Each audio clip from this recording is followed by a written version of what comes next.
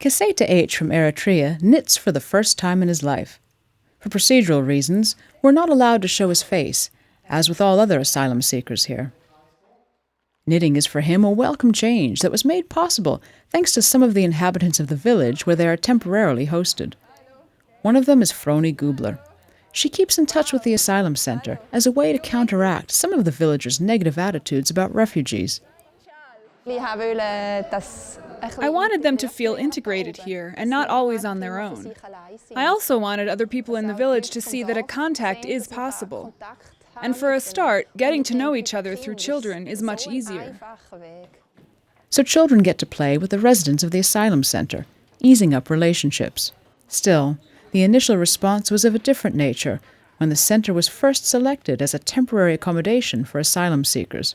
The village's mayor remembers the public outcry when it was first announced that the asylum seekers would be hosted in the village's civil defense center.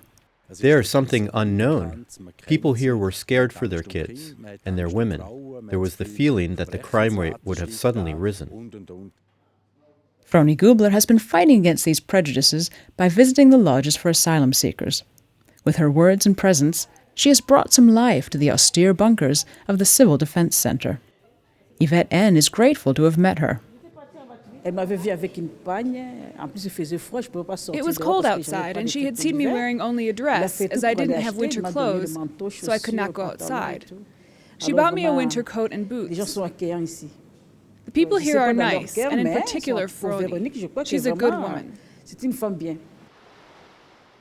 A few hundred meters from the Civil Defense Center, Hans-Heiri Haas waits for a group of asylum seekers.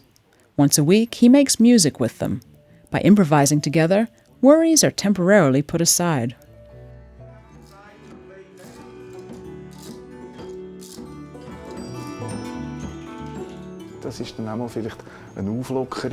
Playing together loosens up the day routines.